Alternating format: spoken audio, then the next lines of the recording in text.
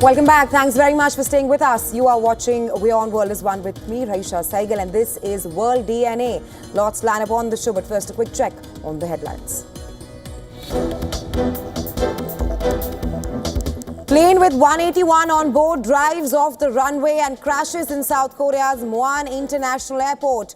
Officials say 29 confirmed dead. 쿵쿵 이렇게 뭔가 터지는 소리.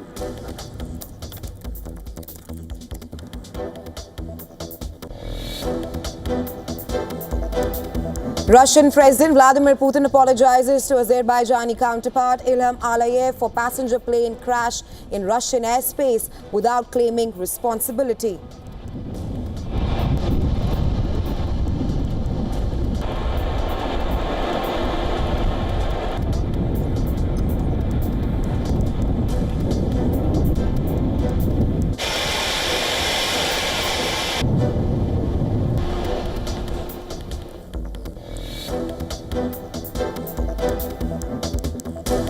Reports claim US President Joe Biden regrets pulling out of the presidential race, believes he would have defeated Trump in the November 5th election.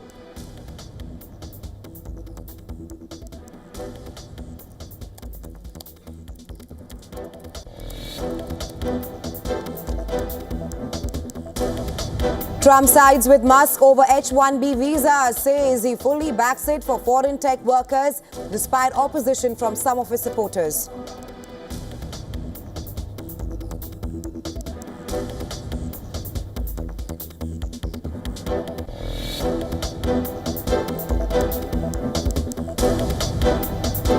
Italy says negotiations ongoing with Iran to secure return of journalist Cecilia Sala, detained in Tehran on December 19th, claims she is in good health.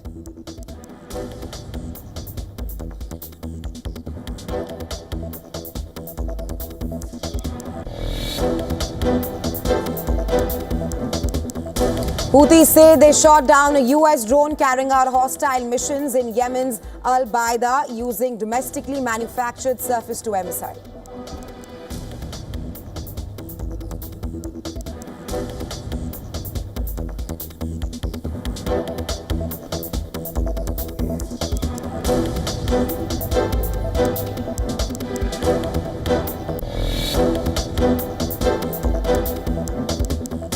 Israeli military confirms detaining the director of one of northern Gaza hospitals, calls him a suspected Hamas operative while providing no evidence.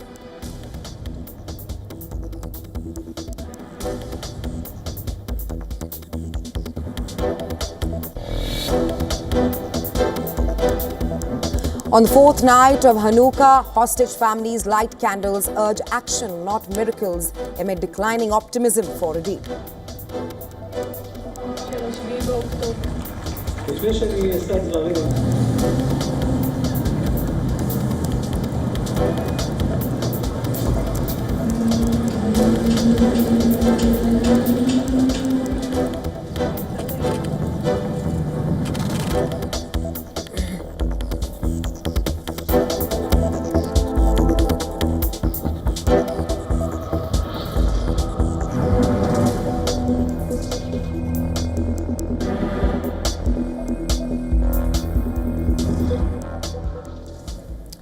And big news just coming in at this point of time from South Korea, where a plane carrying 175 passengers and 6 crew members has crashed at the WION International Airport in southwestern South Korea. This is according to Yonhap news agency. The agency said that the crash is believed to have been caused by a bird contact, leading to a malfunction in the landing gear. As the plane tried to land at the airport in southwestern South Korea, the flight was returning from Thailand to South Korea's WION when the crash took place. Officials have confirmed that 29 people are dead in the crash so far, and rescue operations are underway at this point of time. Emergency services are continuing their search operation, and that's the tragic news coming out of South Korea, where at least 29 people have died in a plane crash. We'll get you the latest on this.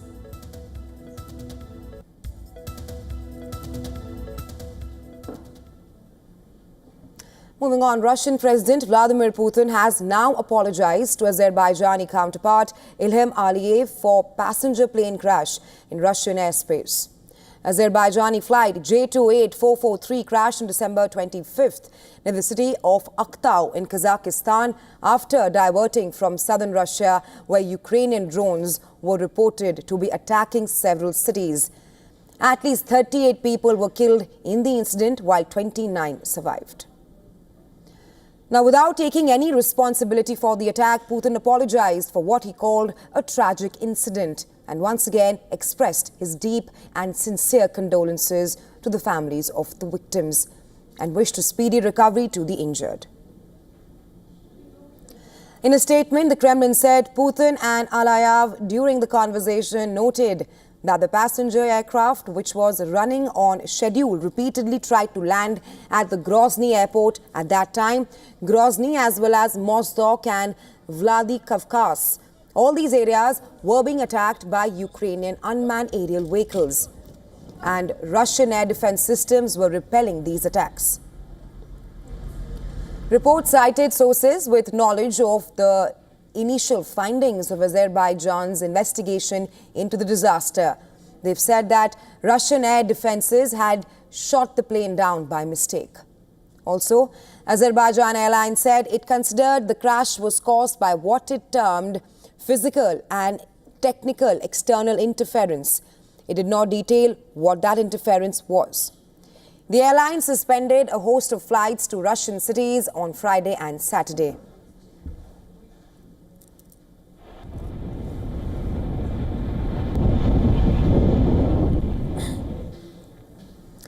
And now shifting our focus to West Asia, where the war between Israel and Hamas rages on. In the latest, the IDF has arrested around 240 suspected terrorists in Gaza.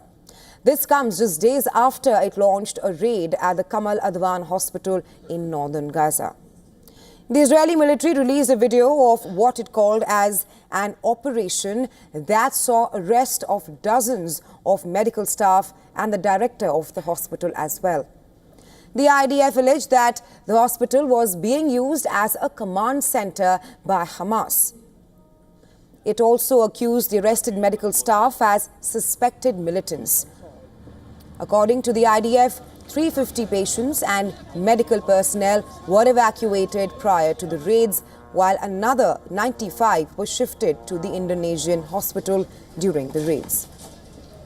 Meanwhile, Qatari Prime Minister has said that he held talks with a Hamas delegation on Saturday to secure a comprehensive ceasefire deal. In a statement, the Qatari Foreign Ministry said that the talks focused on reviewing the Gaza ceasefire negotiations and for ways to ensure a comprehensive agreement that brings an end to the ongoing conflict in the region.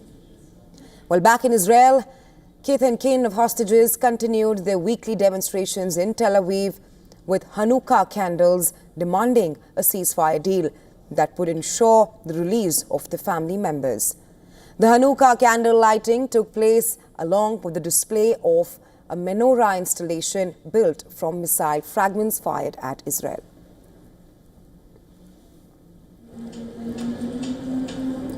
We all recall that in July, Netanyahu sabotaged the deal by demanding the addition of the unnecessary Philadelphia corridor stipulation. Today, the excuse he's using is the lack of a hostage list, which he demands Hamas provide. Every step on the way, Netanyahu has come up with excuses after excuse to prevent a hostage deal. On the battlefront, Yemen's Houthis claim that it launched a hypersonic missile targeting the Nevatim airbase in southern Israel. The Houthi military spokesperson stated that the missile successfully struck the target.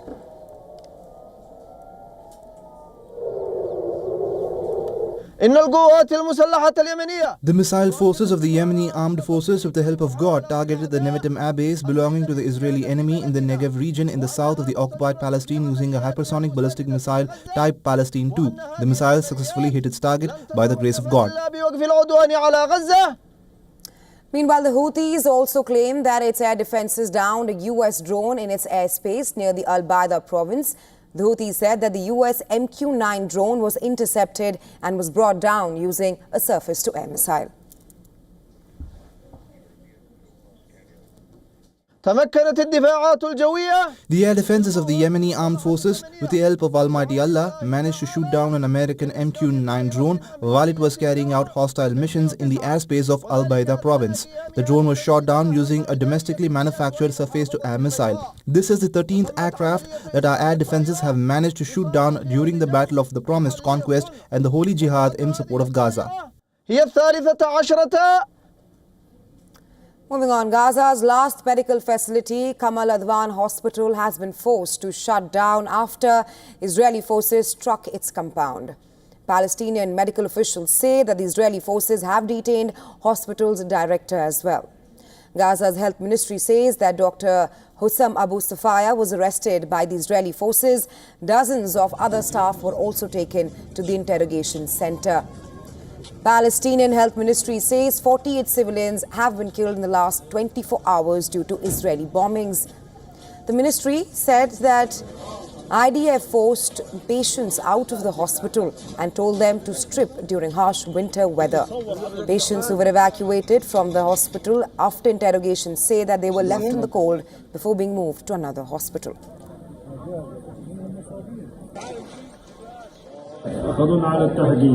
We were taken for interrogation at around 3 p.m. They stripped us naked and left us there until sunset, and no one to aid us. We were left in the dust, and then one soldier would come every once in a while and would curse at us and spit at us. It was very ugly. Israel claims that Hamas operated from the hospital but provided no evidence for its claims. The hospital has been hit by Israel multiple times in the past 3 months. WHO said that 60 health workers and 25 patients are in critical condition, including some on ventilators. Reportedly, they remain in the hospital.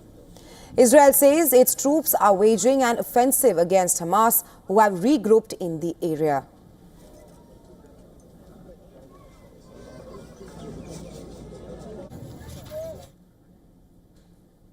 Moving on, U.S. President Joe Biden regrets pulling out of the presidential race. This as per reports, and according to sources in the White House, Biden believes that he could have defeated Donald Trump in the November 5th elections.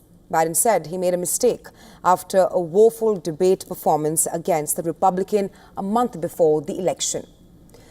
The U.S. president has also repeatedly said that choosing Merrick Garland as Attorney General was a mistake. Biden withdrew his name from the poll race and replaced it with his Vice President Kamala Harris after mounting pressure from his own party workers. The pressure on Biden came after election polls showed Trump seeking a second term in the White House. Harris's nomination improved the overall statistics for the Democrats, but it could not tilt the polls in favor of the blue camp. However, Harris supporters blamed Biden that he took too much time to withdraw his name, which ended up giving Harris too little time to launch an effective campaign.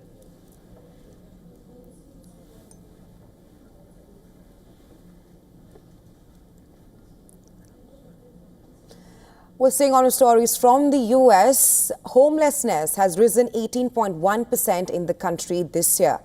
And the dramatic surge is driven by various factors like natural disasters, lack of affordable housing, and a surge in the number of migrants in the U.S. The U.S. Department of Housing and Urban Development said that the tallies taken across the country in January found that over 770,000 people were counted as homeless. This surge follows a 12% increase in 2023 that was attributed to the end of pandemic and skyrocketing rents. Those homeless for the first time also contributed to the 2023 surge. Overall, the figures indicate that 23 out of 10,000 Americans are homeless in the country. A disproportionately high percentage of black individuals are included in this list. Among the most concerning trends was a nearly 40% rise in family homelessness. one of the areas most affected by the arrival of migrants in big cities. Well, according to HUD, family homelessness more than doubled in 13 communities impacted by migrants, including Denver, Chicago, and New York City. On the other hand, disasters also played a major role in increasing homelessness in the U.S. Last year's catastrophic Maui wildfire, that was the deadliest in the U.S. in more than a century, resulted in over 5,200 people staying in emergency shelters in Hawaii on the night of the count.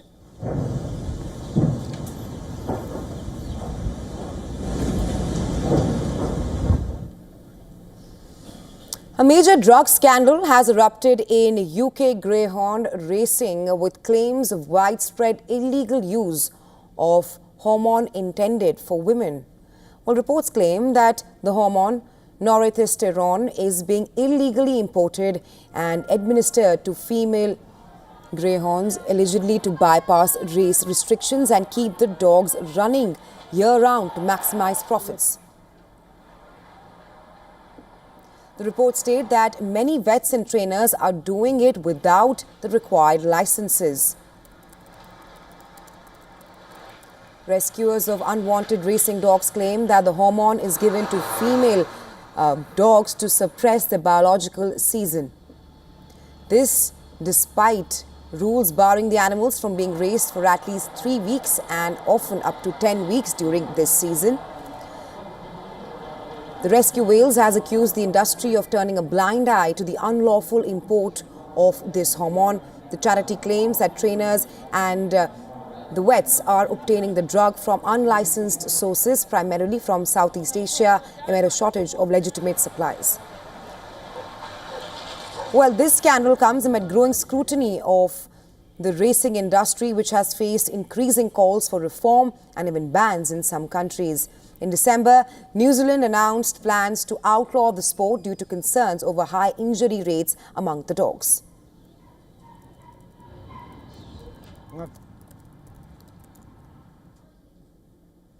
Afghanistan's Taliban forces targeted various locations in Pakistan, reportedly as retaliation for the Pakistani aerial bombardment on its territory earlier this week. Afghanistan has strongly condemned Pakistan for violating its sovereignty, saying at least 51 people, mostly women and children, have been killed in the attacks. فديك عام ولا سوى قلي شدي كشنان ولا تبي بين يقيني دزلا دردون كي دزلا بجنون كي يا وحشنا عمل ده او بياتي للت النزيزه خسري ساحوي دي بياستلت دا فته لجيجي سدلت النتروريست او نتروريست دلت وجود لري ندلت دا تي تي بي خلق وجود لري فقط دا عام ولا سوى قلي سي افغانان خلق هم بديك شهادات رسيدي لي دا افغانستان ولا سي خلقته هم زيان اورشتي او هغه غريب مهاجر استمرشان غولان لري او دلت مهاجرات شبيه سباقي هغه هم زيان اورشتي. In response to the firing from the Afghan side, of course, Pakistan retaliated, killing 3 Afghan soldiers and injuring 9 others. 1 death was reported on the Pakistani side. Meanwhile, in a different incident, 2 security personnel were killed and 11 others, including a major ranked officer, were injured in an anti-terror operation in Pakistan's Khyber Pakhtunkhwa province. Meanwhile, hundreds of demonstrators, they were protesting in the capital of Afghanistan's Khost province days after the Taliban authorities accused Pakistan of the airstrikes. ځواب د نوک ځواب په سوک ورکړی دی د غسر په څنګ کې د خپل امنیتي ځواکونو ملاتړ وکړو او دا وښیو چې د امنیتي ځواکونه د پاکستان خبیث پوځ په مقابل کې یوازې نه دي بلکې افغانان په ټوله معنه د توپک سره د کوتک سره د قلم سره په څنګ کې ورسره ولاړ دي. On Tuesday night, Pakistani warplanes and armed drones hit 4 Tehreek-e-Taliban Pakistan camps in the Paktika province of Afghanistan. The Pakistan Foreign Ministry said on Thursday that its armed forces conducted operations in border areas to protect the people of Pakistan from terrorist groups. Pakistan claimed that its airstrikes killed several terrorists, but it did not give figures. The Taliban government in Kabul, on the other hand, initially said 46 people, including many civilians, were among the casualties. Senior Taliban leader and information minister has indicated that Afghanistan will continue to provide refuge to anti-Pakistan militants. The Durand Line, that is a de facto border between Pakistan and Afghanistan, has never been recognized by Kabul and has for decades remained a cause of dispute between the two neighboring nations. Whereas Pakistan has long blamed the surge in terrorism on its soil is being launched from Afghanistan.